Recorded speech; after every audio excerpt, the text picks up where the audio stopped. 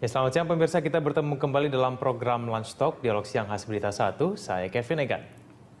Ya, pemirsa, kita juga akan bersama saya Indri Soekardi. Hari ini kita akan membahas ya, Egan, ada topik ini di mana polemik batas usia perkawinan.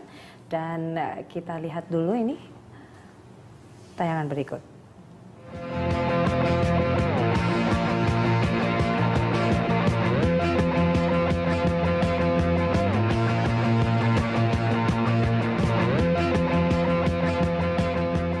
Panjang. Ya, pemirsa Lunch Talk, kali ini kita akan membahas mengenai topik polemik batas usia perkawinan. Bersama kita sudah hadir narasumber dari Sekjen Koalisi Perempuan Indonesia. Selamat siang Ibu Dian Kartika Sari, dan melalui sambungan telepon ini sudah ada mantan Ketua MK Mahfud MD. Sebelum kita membahas lebih lanjut, kita saksikan dulu paket berikut ini. Mahkamah Konstitusi memutus permohonan uji materi Undang-Undang Nomor 1 Tahun 1974 tentang perkawinan, khususnya pasal 7 ayat 1 dan 2 terkait batasan usia perkawinan. Dalam putusannya, MK menolak permohonan uji materi mengenai batas usia perkawinan bagi perempuan. Sebelumnya, sejumlah elemen yang tergabung dalam Koalisi 18 meminta batas usia menikah untuk perempuan minimal 18 tahun. Namun menurut MK, tidak hanya dengan batasan usia semata. Tidak tertutup kemungkinan jika didasarkan pada berbagai perkembangan aspek sosial ekonomi, budaya, dan teknologi, usia 18 tahun bisa dianggap lebih rendah atau malah lebih tinggi. Hakim menimbang bahwa kebutuhan batas usia khususnya bagi perempuan disesuaikan dengan banyak aspek, seperti kesehatan, sosial, budaya, dan ekonomi. Untuk mencegah perkawinan anak yang banyak menimbulkan masalah, namun dengan usia 16 tahun sebagai batas usia perempuan yang dinilai masih di bawah umur, bakal melahirkan banyak praktik perkawinan anak, khususnya anak perempuan, sehingga mengakibatkan perampasan hak-hak anak, terutama hak untuk tumbuh dan berkembang.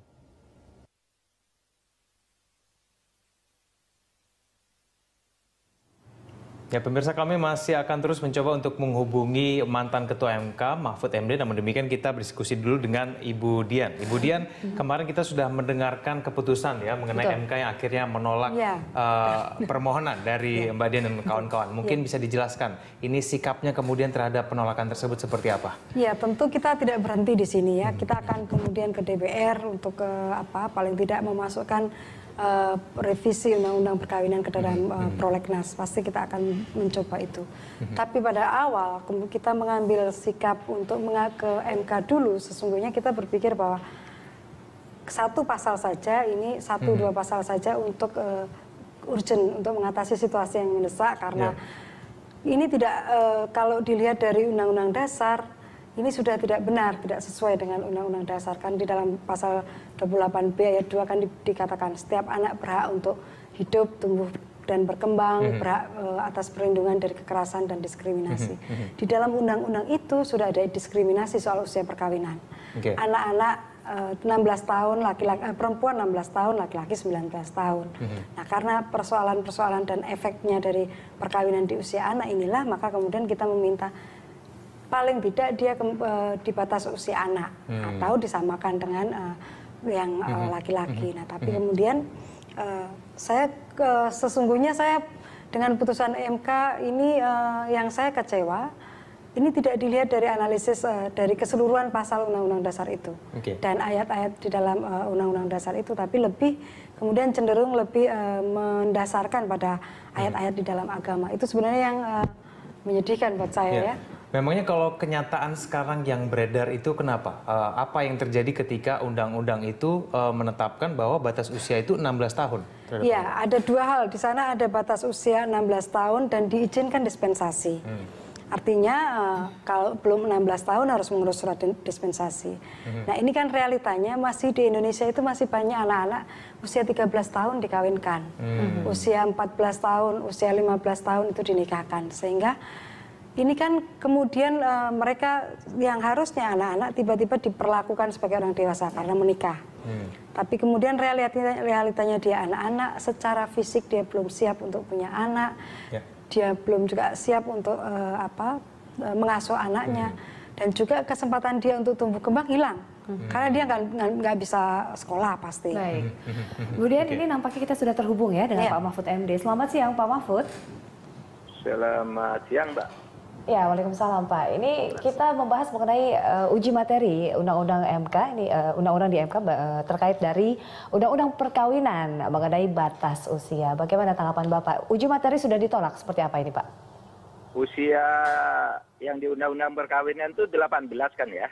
Apa 16? Undang-Undang nomor 1 tahun 74 ini Pak. 74. Pasal 7 ayat 1 dan 2-nya. Ya, usia minimal berapa di situ? Usia minimalnya 19 tahun untuk laki-laki dan untuk perempuan sendiri 16 tahun begitu Pak. Terus diuji mau dinaikkan gitu? Betul, ini kita langsung berhubungan dengan Ibu Dian dari Koalisi Perempuan. Silakan Ibu untuk menanggapi. Iya, kami mengusul. Saya tidak mengikuti beritanya karena bulan puasa ini saya di luar kota. Ya, kurang lebih begini Pak Mahfud, dari teman-teman dari Ibu Dian ini meminta bahwa batas usia untuk pernikahan bagi perempuan ini dinaikkan dari 16 menjadi 18 tahun. Ke 18 tahun ya Ibu Dian, dengan alasan bahwa umur 16 ini tidak memenuhi syarat dari tingkat psikologis maupun dari tingkat kesehatan begitu. Namun demikian pada hari kemarin MK menolak permintaan dari pemohon ya, dan akhirnya kemudian menetapkan kembali bahwa undang-undang pernikahan ini tetap 16 tahun. Nah, saya ingin tanya dulu kepada Pak Mahfud. Menurut Pak Mahfud, keputusan MK ini tepat atau tidak? Menurut saya, lepas dari soal kita setuju pada 16, 18, 19, itu putusan MK itu sudah tepat sesuai dengan wewenangnya. Karena MK itu hanya boleh membatalkan sesuatu yang jelas-jelas bertentangan dengan konstitusi. Sedangkan menentukan usia perkawinan itu merupakan kewenangan DPR dan pemerintah atau lembaga legislatif untuk menentukan apakah 16, 17, 15, 21 itu pilihan hukum. Namanya open legal policy. Oleh sebab itu meskipun MK tidak setuju, itu tidak boleh membatalkan karena itu tidak bertentangan dengan konstitusi, boleh berapa saja. Seperti misalnya legislatif menentukan jumlah anggota DPR 560. Itu meskipun MK menganggap terlalu banyak, tidak boleh dibatalkan karena itu pilihan hukum gitu. Sama dengan itu 16, 17 semuanya itu kan sudah akil balik kalau menurut agama. Misalnya kalau dalam menurut Islam. Jadi itu tidak salah MK, meskipun saya sendiri sebenarnya kalau saya duduk di legislatif, saya ingin menaikkan gitu. Tetapi itu wewenangnya lembaga legislatif, bukan wewenangnya lembaga yudikatif. Gitu, Mbak. Baik, apakah berarti menurut Pak Mahfud ini berarti teman-teman yang mau menggugat ini harus datang ke DPR gitu untuk mengubah undang-undangnya semua begitu? Iya, masuk dalam prolegnas begitu? Harus melalui legislative review. Baik. Legislative review, bukan judicial review. Karena kalau semua hal orang tidak suka dibawa ke judicial review, nanti lembaga yudikatif seperti MK itu lalu masuk ke ranahnya bidang lain, bisa sewenang-wenang dia. Oleh sebab itu kita melarang MK itu membatalkan sesuatu yang tidak disukai oleh orang, sesuatu yang tidak disukai oleh MK kalau tidak ada pertentangan langsung dengan Undang-Undang Dasar dan hak-hak konstitusional. Oke, Bu Dian. Saya setuju dinaikkan itu tapi lewat legislative review aja. Baik. Ya, Pak Mahfud, kita bertanya ke Bu Dian dulu. Ini alasan sebenarnya MK pada intinya untuk kemarin menghapuskan diskriminasi, Pak. Karena di pasal 28 B ayat 2 itu kan anak berhak untuk mendapatkan perlindungan dan bebas dari diskriminasi. Nah, dalam usia perkawinan di Undang-Undang Nomor 1 Tahun 74 itu memang mendiskriminasi antara perempuan dan laki-laki. Ya, tafsir diskriminasi itu kan relatif ya. Tafsir kata-kata Ibu atau kata Mbak itu diskriminasi dengan usia seperti itu. Kata MK dan DPR yang dulu membuat tidak. Tetapi supaya diingat, kata diskriminasi itu adalah perlakuan yang tidak sama, ya, berdasar perbedaan agama, gender, asal-usul sosial, ras dan sebagainya. Bukan hal yang seperti itu sebenarnya kalau menurut konvensi internasional maupun menurut tata hukum kita. Gitu.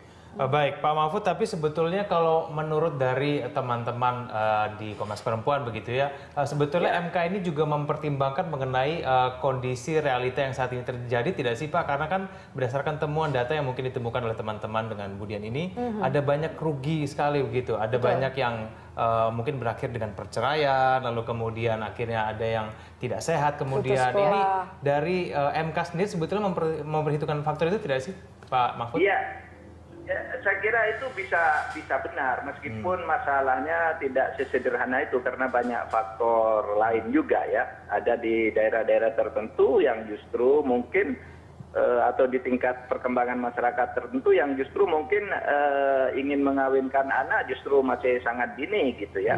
Tetapi itu tetaplah bukan kewenangan MK untuk menafsirkan itu. Itu kewenangan Soalnya wakil kewenangan. rakyat.